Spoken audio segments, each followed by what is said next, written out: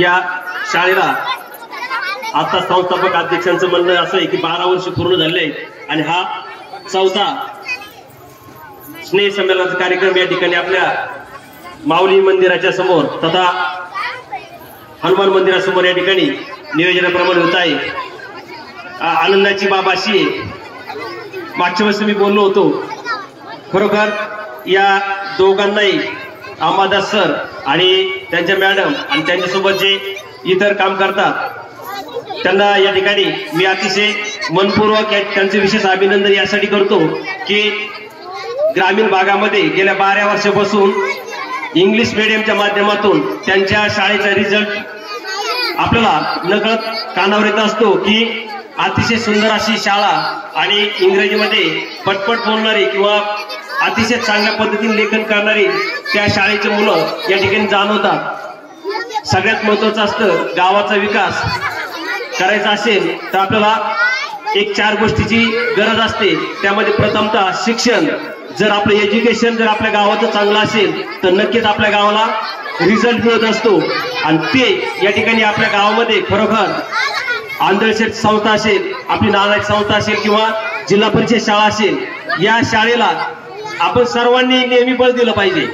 सगळ्यात महत्त्वाचा घटक आपली शाळा असते आणि या ठिकाणी आपल्या गावचे ग्रामपंचायतचे सरपंच तथा सर्व सदस्य परिवार बसलाय, यांनाही माझी विनंती आहे की आपण शैक्षणिक बाबतीत आपण एका कुठल्याच प्रकारचे वेगळा निकष न लावता या सर्व संस्थेला किंवा जिल्हा परिषद शाळेला जर आपण चांगल्या पद्धतीचं बळ जर दिलं तर याचे रिझल्ट आपल्याला येणाऱ्या 5-10 वर्षाच्या काळामध्ये नक्कीच मिळतील। कारण की आरोग्य, शिक्षण याशिवाय आपली एखादी अकॅडमी किंवा एक येण्या जाण्यासाठी एक रस्ता या बाकीच्या सोयी झालेल्या आहेत, परंतु जर एज्युकेशनच्या बाबतीत जर आपण गावांनी सपोर्ट केला, आपल्या ग्रामपंचायत कार्यालयाने सपोर्ट केला किंवा आपल्या युवा वर्गाने जर सपोर्ट केला तर नक्कीच हे जे छोटे मोठे आपले संस्था चालक आहेत या लोकांचं किंवा या संस्थापकांचं एक अतिशय मोठं बळ निर्माण होईल आणि त्यामधून एक चांगले रिझल्ट आपल्याला पाहावयास मिळतील। आंधळशाळेच्या माध्यमातून एक सुंदरसं असं काम बऱ्याच वर्षापासून या ठिकाणी मी बघत आहे। प्रचंड अशी धडपडे छोट्याशा त्या गाडीमध्ये मुलं घालायचे किंवा दोघांनी नवरा बायकोने अतिशय तळमळीने काम करायचंय। कर भला तर हो भला, नक्कीच चांगलं काम केलं तर त्याचं फळ आपल्याला भविष्यात मिळत असतं। मी वारंवार बऱ्याचशा गोष्टीतून मला प्रचिती येते आणि या ठिकाणी मला आनंद या बाबतीत वाटतोय की या ठिकाणी बरेचसे कार्यक्रम होतात, परंतु महिलांची उपस्थिती प्रचंड असते। माझ्या दृष्टीने एक आनंदाची बाब आहे, जर महिला शिकली, महिला प्रगत झाली तर त्या घराची अतिशय प्रगती होते। आणि तुम्हाला सांगायला मला आनंद वाटेल की महाराष्ट्र शासनाने यापुढे 12वी नंतर जो डिग्री कोर्स असेल, मग मेडिकल कॉलेज असेल, इंजिनिअरिंग कॉलेज असेल, नर्सिंग कॉलेज असेल किंवा 12वी नंतरचे कुठले डिग्री 4 वर्षाचा 5 वर्षाचा असेल, मुलींसाठी सर्व फ्री मध्ये योजना येत आहेत। म्हणजे कुठल्याच प्रकारची मुलींना फी भरावं लागणार नाही। फक्त मुलींना 12वी पर्यंतचा खर्च आपण करायचा, 12वी नंतर पूर्ण खर्च शासनाने केलेला आहे। म्हणजे येणाऱ्या काळामध्ये मुलांपेक्षा मुलींचं मेळ नक्कीच वाढेल आणि मुलींचं प्रमाण शिक्षण क्षेत्रामध्ये खूपच होईल।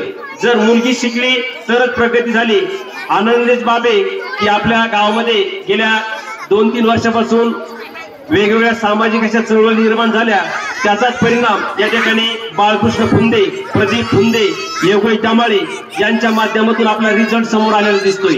म्हणजे एक आपल्या गावाला मला वाटतंय 95 नंतर साधारणतः 2000 ला काही आपले झेडपीला शिक्षक झाले, त्याच्यानंतर किमान 20 वर्षानंतर आपल्या गावाला जिल्हा परिषदला प्रदीप योगेश दामाळे आणि बाळकृष्ण फुंदेच्या रूपाने आपल्या गावाला 2 सरकारी शिक्षक मिळाले। खरोखर आपल्या गावाचं भाग्य आहे। आपल्या भगवानगड परिसराचं शास्त्रींचा आशीर्वाद आणि केदारेश्वरचा आशीर्वाद खरोखर आपल्या गावासाठी किंवा आपल्या परिसरासाठी, आपल्या लेकरासाठी हा मोठा एक शक्तिशाली प्रयोग या ठिकाणी म्हणता येईल। नक्कीच बाहेर बोलता येतं, पण आपल्या गावामध्ये बोलणं तसं थोडंसं जिकिरीचं किंवा थोडं दबावपूर्वक असतं। पण मला या ठिकाणी आनंद होतो की आपण या अतिशय सुंदर अशा स्नेह संमेलनाच्या कार्यक्रमाला आपण भरभरून आला आणि आपल्या सिस्टीमने आपल्या नियोजनाप्रमाणे व्यवस्थितपणे हा कार्यक्रमाचा आनंद लुटणार आहोत। नक्कीच प्रत्येक कार्याला आपण भरभरून साथ द्यावी, भरभरून बक्षिसाचं या ठिकाणी उधळण करावी, एवढीच मी सर्वांना या ठिकाणी विनंती करतो। पुनश्च एकदा आपल्या गावाच्या तीनही जे नवनियुक्त झाले त्यांचे पुनश्च एकदा आपल्या सर्व परिवाराच्या वतीने अभिनंदन करतो।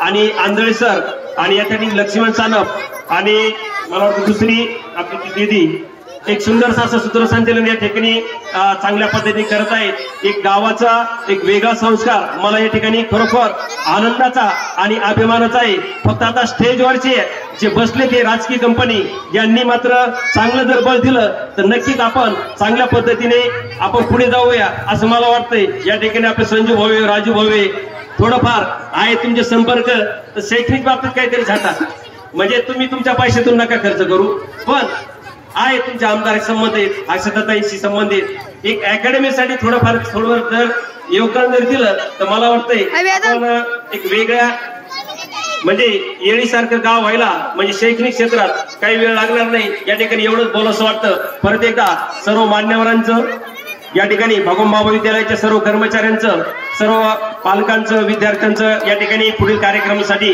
शुभेच्छा देतो। आणि संयोजकांनी मला या ठिकाणी बोलण्याची संधी दिली त्याबद्दल सर्व परिवाराचं मी एक गोळेगावचा ग्रामस्थ या वतीने पूर्ण तुमचं आभार व्यक्त करतो आणि या ठिकाणी थांबतो। जय हिंद।